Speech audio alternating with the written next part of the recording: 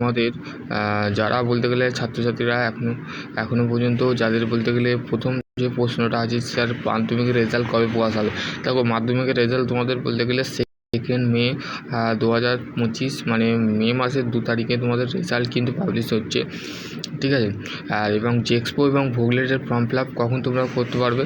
Admission এবং registration তো তোমরা করে ফেলেছো, শুধুমাত্র তোমাদের অ্যাডমিশানটা বলতে গেলে বাকি আছে। শুধু তোমার বলতে গেলে রেজাল্টটা আসে না বলে তাই তুমি অ্যাডমিশান নিতে পারছো, তার কারণে, ঠিক আছে।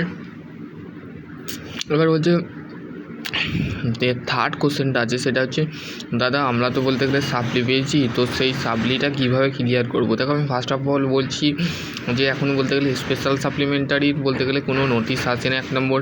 2 নম্বর হচ্ছে স্টেট কাউন্সিলিং বলতে গেলে অনেক ছাত্রছাত্রী বলতে গেলে এই কারণেই ফেল করেছে, তারা বলতে গেলে ভালোভাবে লিখতে পারেনি, সেই কারণে বলতে গেলে ফেল করেছে।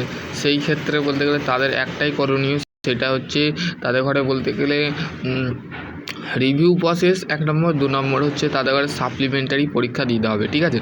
তো সাপ্লিমেন্টারি পরীক্ষা কখন হবে? যখন তাদের থার্ড সেম চলবে, তখন তাদের ফার্স্ট সেমিস্টারের সাথে বলতে গেলে পরীক্ষাটা দিতে হবে, ঠিক আছে।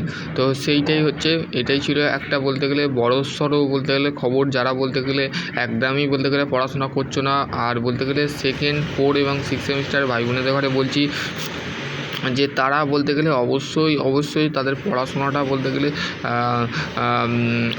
অবশ্যই তোমরা করো, কারণ তোমাদের বলতে গেলে ফার্স্ট সেমিস্টারের যে রেজাল্ট কিন্তু বলতে গেলে পাবলিশ করে দিয়েছে স্টেট কাউন্সিলিং, সেটা তোমরা আপাতত দেখে নিয়েছো। অনেক ছাত্রছাত্রী পাস করেছে, তারা বলতে গেলে 2nd সেমের পরীক্ষা দিতে পারবে। আর বাকিরা যারা বলতে গেলে ফেল করেছো, তাদের ক্ষেত্রে স্টেট কাউন্সিলিং যে গাইডলাইন বলবে সেই গাইডলাইন মেনটেন করে তোমাদের বলতে গেলে টিচার বা তোমার বলতে গেলে সেই সম্পর্কে যে সমস্ত ছাত্রছাত্রী টিচার বা তোমাদের যে HOD আছে, তারাই বলতে গেলে সম্পূর্ণ বিষয়টা গাইড করবে। কেননা তোমাদের আপাতত এখন বলতে গেলে কোনো, দেখো ওয়েবসাইটে কারেন্ট সেকশানে তোমরা দেখতে পাচ্ছ কোনো এখন বলতে গেলে কোনো নোটিফিকেশান বা কোনো কিছু দেয়নি। তাই কারণে বলতে গেলে তোমরা এখনও বলতে গেলে যারা এখনও পর্যন্ত আমার চ্যানেলের সাথে যুক্ত আছো বা আমার সাথে বলতে গেলে রেগুলার আপডেট আমি দিচ্ছি, যেটা আমি পাচ্ছি, তো সেই ক্ষেত্রে তোমাদের বলতে গেলে যে সমস্ত ছাত্রছাত্রীরা এখনও বলতে গেলে তোমরা রিভিউ ভেরিফিকেশানের জন্য অপেক্ষায় আছো